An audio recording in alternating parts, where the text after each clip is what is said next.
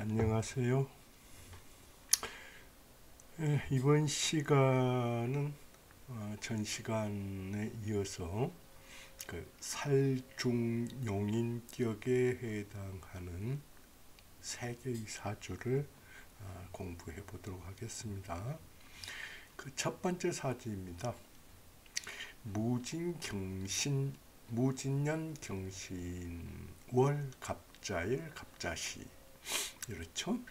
예, 건명이고요. 남자 사주인데 무진년 양의해에 태어났으니 대운이 순행을 하겠죠. 그래서 경신, 신유, 임술, 개해, 갑자, 을축 이런 식으로 나가죠. 자, 이 사주를 보면은 이 사주가 왜 살중용인인가? 그러면 신월에 간목이 태어났으면은 이 사주는 약한 사주임이 분명하죠. 쇠를 지나서 약하단 말씀입니다.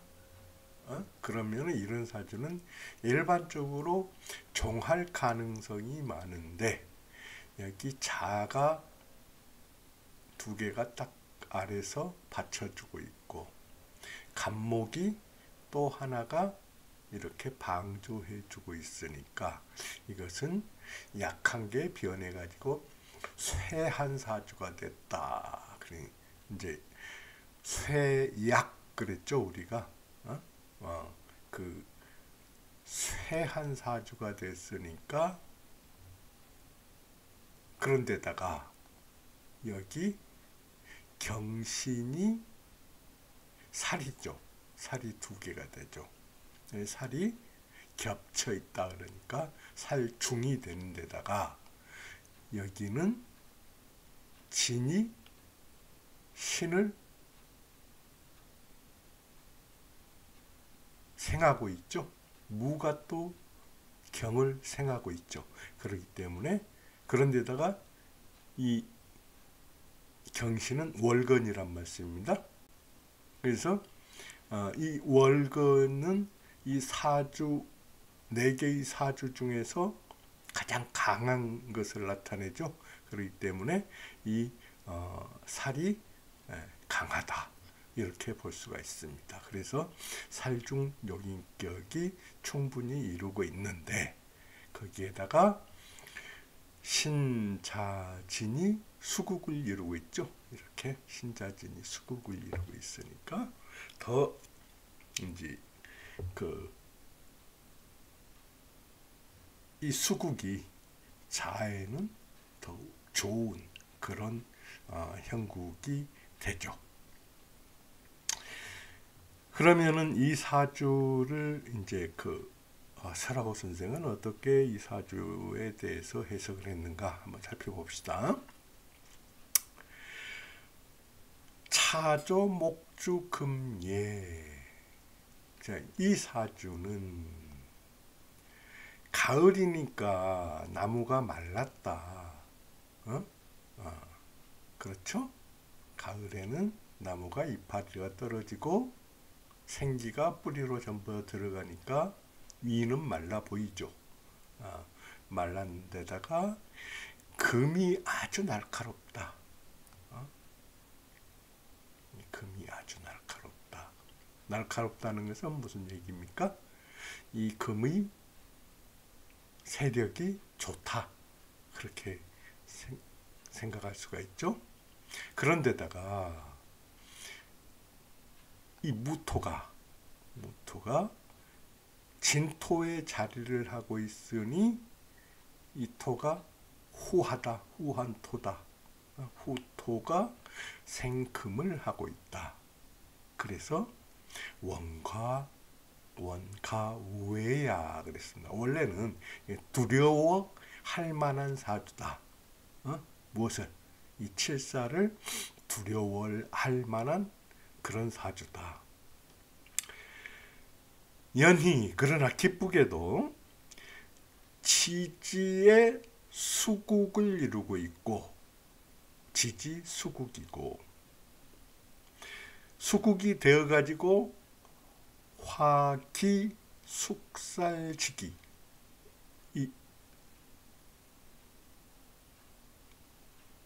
이 금기를 숙살지기라고도 하죠. 이 숙살지기를 화하여 변화시켜서 물로 변화시켜서 간목을 생해 주니까 생화하는 기운이 있다. 정이 있다. 생화 유정하다. 생화해서 정이 있다. 응? 무슨 얘기냐? 진토 생 신금 신금 생 자수해 가지고 이렇게 생화할 뿐만 아니라 신자진이 숙을 이루어서 또 생간목을 하니까 생화가 유정하다. 좋다는 얘기죠. 그래서 개해운에 이르러서 지개해운 과갑연등 과갑에 연달아 오르고 조수 사로지광 그 벼슬길이 빛나게 되었다. 어떻게? 일찍 벼슬길이 빛나게 되었다. 과갑연등이라는 것은 이거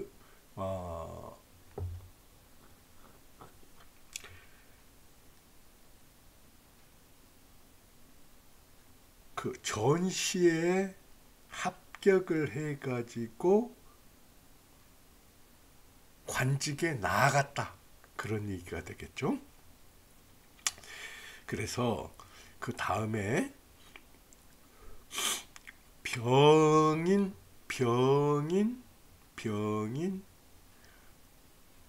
정묘운에는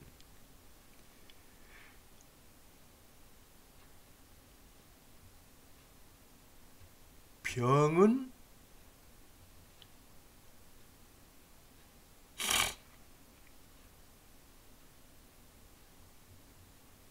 갑의 녹지 뿌리가 되죠. 일간의 뿌리가 되는 데다가 다시 자수를 생해 가지고 일간의 뿌리가 되니까 갑이 튼튼해지고 병화는 여기에서 임목이 병화를 실어 가지고 병화가 힘이 있는 상태에서 뭘 해줍니까? 경금을 극하게 되죠. 그래서 제어하고 화하는 게 제화가 개의 모두 마땅하다. 이 둘 다 모두 좋다. 그래서 사지본강 벼슬이 본강에 이르렀다. 그래서 관도가 평탄하였다. 언제까지? 정묘운까지도 그 벼슬길이 아주 평탄했다. 그런 얘기가 되겠습니다. 그래서 그 다음에 뭐라고 했냐 그러면은 생평 리험 여리 그랬습니다.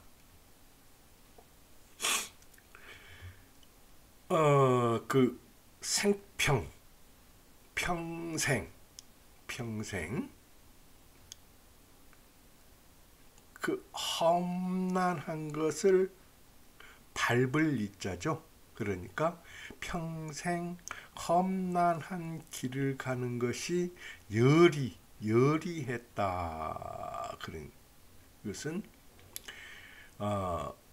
이 리자가 원래 원래 뜻은 그렇지 않지만은 이 리는 원래 대인 그런 뜻이 있는데 큰데 어지린 그런 뜻이 있는데 이 중간에 오면은 이 리자가 어떤 뜻으로 바뀌냐 그러면은 해치다 그런 뜻으로 바뀝니다. 그래서 여기에서는 이제 해치다 그런 뜻으로 보기보다는 열이했다 그러면은 원래 끝까지 좋았다 그런 뜻으로 보는 게 더 이제 합당하다고 보겠습니다. 그래서 생평 리험 열이다 그러면은 그 죽을 때까지도 아주 순탄한 그런 인생길이었다. 이렇게 생각하면 되겠습니다. 그 다음 사주를 보면은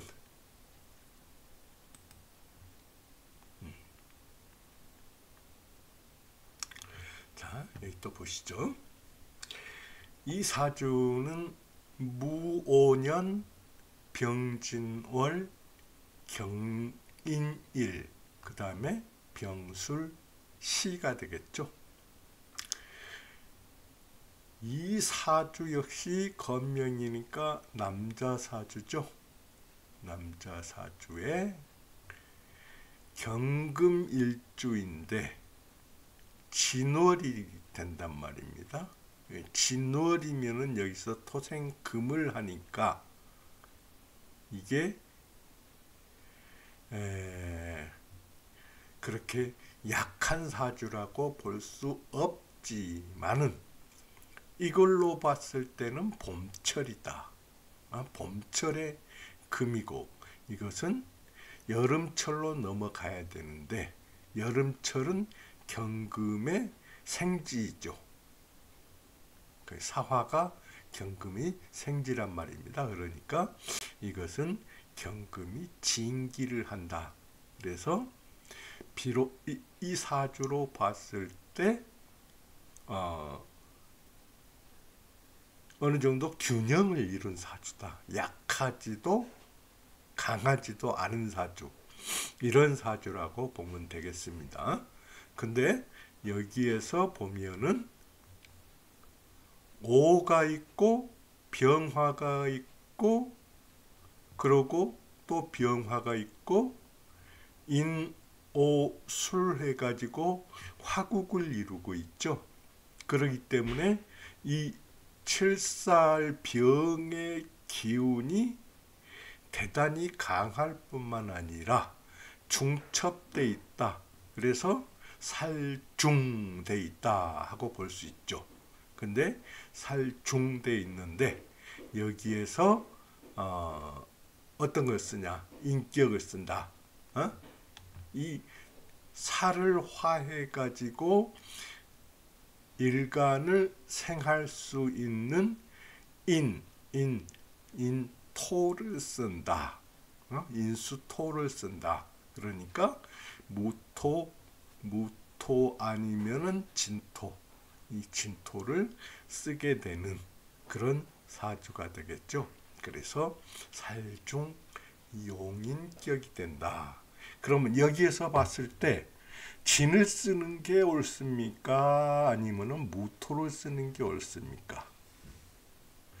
우리 지금까지 사주를 배우면서 이 사주가 먼저 들어오는 것은 진토이지만은 진토는 여기에서 봄철에 속하고 이 무토가 이렇게 투출돼 있어서 이 병을 설기해 가지고 경금을 생할 수 있다. 또 이 병은 자리한 게 경금에 가까이 있지만은 진토에 의해서 설기되기 때문에 이 병은 살로서 역할이 많이 약화되었다. 그래서 이 년간에 무토를 용신으로 쓰는 게 당연해 보인다. 자, 이렇게 설명을 드리겠습니다. 그러면 이 사주는 설하고 선생이 어떻게 또 설명을 했는가 한번 봅시다. 자, 차조. 이 사주는 간투양살, 간에 천간에 두 개의 살, 그러니까 월간의 병화, 시간의 병화, 이 두 개의 살이 투출해 있다. 그리고 지전살국, 지지의 살국을 구전했다. 인오술이 살국이 되죠. 그런데 소희 기쁘게도 무토 원신이 투출해 있다. 이 무토 원신이 투출해 있다. 이 무토는 술토의 원신이 되기도 하고 진토의 원신이 되기도 하는데, 여기에서는 진의 훨씬 더 강한 영향을 받고 있죠. 그리고 이 무진이 이렇게 괴각으로 걸려 있고 병호가 이렇게 괴각으로 걸려 있기 때문에 이 무토와 병화는 아주 조화를 이루는 그런 상태가 돼 있다. 이렇게 설명을 할 수 있습니다. 그래서 조기, 화, 살, 충분히 이 살을 화할 수가 있다. 그 다음에 뭐라고 했냐 그러면은 임목, 본요, 타인. 이 임목은 본래 진인을 파괴할 만한데 우희 기쁘게도 회화, 화국으로 모이니, 이것을 화국으로 모이니 반패 토지 근원, 토의 근원을 더 북돋운다. 이렇게 설명을 했습니다. 제가 앞서서 설명을 드렸죠. 그래서 기미운 중, 이 미운 중에는, 기미운 중에는 과갑에 연등하였다. 앞에서 과갑 연등이란 말을 설명을 했습니다. 그리고 경신신유, 경신신유는 방신, 비겁이 일간을 돕게 되죠. 그래서 일간이 더 강해지죠. 그래서 유정하다, 방신하는 정이 있다. 그래서 치, 내달리다 그런 뜻입니다. 치명 관해, 그 벼슬이 바다를 내달리는 그런 꼴이 되었다. 그래서 유후 광전, 그 우손을 여유롭게 하고, 광전, 이것은 그 선조, 전을 선조로 볼 수 있죠. 조상을 빛낸 것이다. 자, 이렇게 설명을 했습니다. 자, 그러면은 마지막 사주. 자, 마지막 사주를 한번 살펴보도록 합시다. 자, 이 사주는 개해년, 개해월, 정묘일, 개묘시 이렇게 태어났습니다. 한번 살펴보면은 이 사주의 특징이 뭐가 있습니까? 전체적으로 봤을 때 이 사주는 8개 사주가 전부 다 음으로 이루어져 있죠. 자, 이런 특징을 가지고 있다. 그러면은 이 사주를 가진 사람은 그 성질이 어떤 쪽의 성질을 가지고 있냐 그러면은 주로 받기 좋아하는 그런 성질을 가졌을 텐데, 다행히도 보면은 일간이 정묘일이기 때문에 이것은 음중에서도 양의 성질을 가지고 있죠. 그 음중양이란 말입니다. 그래서 그 받기만 하는 그 성질을 상당히 많이 그 완화시켰다. 그래서 이거 줄 줄도 아는 그런 성격을 가지고 있다. 이렇게 보면은 되겠습니다. 그리고 이건 정화일주인데 개해 그리고 여기 시간에 또 개가 있죠. 그래서 무려 살이 5개나 됩니다. 그래서 살이 세력이 강할 뿐만 아니라 이 사주는 또 이 살이 중첩돼 있죠. 그래서 살중이란 말이 아주 어울리죠. 그런데 보면은 여기에 정화가 묘목의 자리를 잡고 있어 가지고 일주 아래 인수가 딱 버티고 있는데 이 인수가 해, 묘, 목국을 이루고 있죠. 그런데다가 또 여기도 해, 묘, 목국을 이루고 있어 가지고 목의 세력 또한 만만치가 않다. 그래서 이 정화가 오히려 이 인수의 성격, 이 인수를 다 받아들이는데 오히려 좀 신약한 그런 맛이 있죠. 그래서 이런 사주를 보고 뭐라고 하냐 그러면은 살중용인을 하는데 여기에 보면은 모자 멸자라. 어머니가 너무 자애로워 가지고 자식을 망치는 경우가 있게 된다. 그럼 이때는 이런 사주에는 대운에서 여름운 화운이 오면은 이때는 굉장히 발달하게 되죠. 이 사주도 보면은 여기에서 중년운이 사오미 화운이 딱 왔다. 그래서 이때는 굉장히 발달하는 사주다. 자, 이렇게 보여지죠. 자, 그러면은 이 사주 또한 어떻게 설하오 선생이 해석을 했는지 한번 같이 봅시다. 차조, 간투, 삼개. 자, 이 명주는 천간에 3개의 개가 투출되었는데 지봉양해 지지에 2개의 해수를 만났다.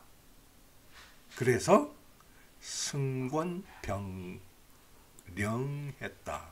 이 개수가 승권했을 뿐만 아니라 병령까지 했다. 해서 대단히 새가 강하다. 자, 그렇게 얘기를 했습니다. 그 다음에 희기 무금, 기쁘게도 무금, 금이 없다. 금이 없고 또 양인 공국, 이 2개의 인수 묘목 2개가 국으로 껴앉는다. 해묘미 목국 중에서 해묘 목국을 이루고 있다. 그래서 수생목 목생화하는 생화에 불패하다. 어그러짐이 없다. 그래서 이 사주를 봤을 때 청이 순수하다. 맑고도 순수하다. 그렇게 얘기를 했습니다. 근데 보아하니 자,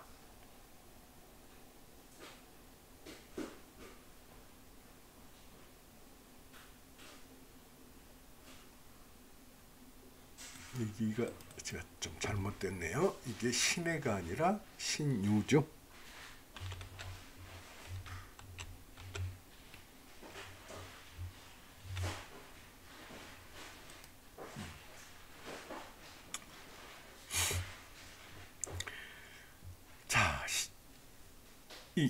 경신신유운 안에는 경신신유운 중 청등공명,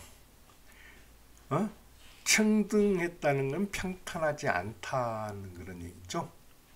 공명이 평탄하지 않고, 공명이 평탄하지 않고, 형모병견, 재산을 없애는 게 뭐죠? 그 형은 뭡니까? 형은 관재수라고 볼 수 있죠.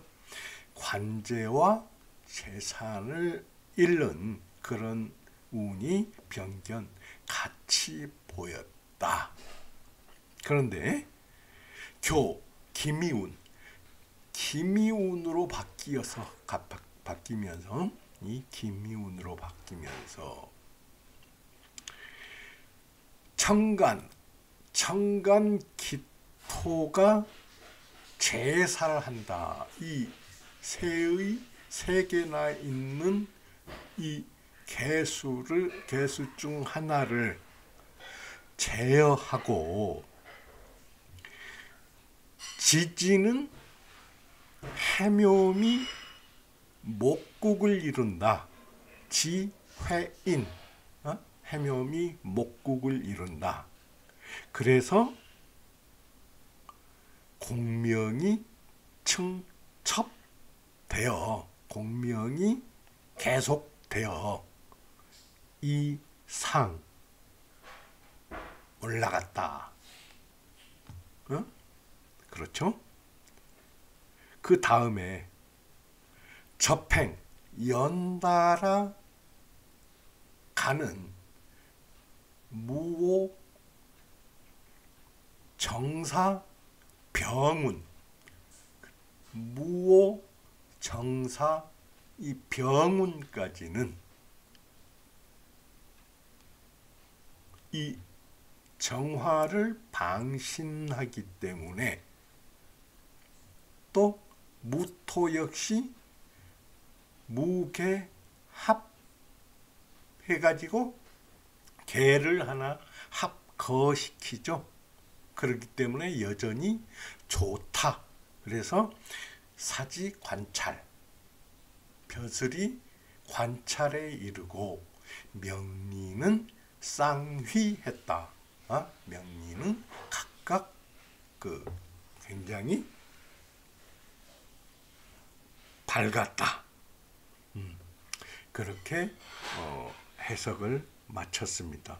충분히 동의하고 이해할 만한 그러한 풀이라고 볼 수가 있겠습니다. 자, 그러면은 여기까지 해가지고 이제 살중 용인격에 대한 해석은 마쳤습니다. 마쳤고, 자, 다음 시간에는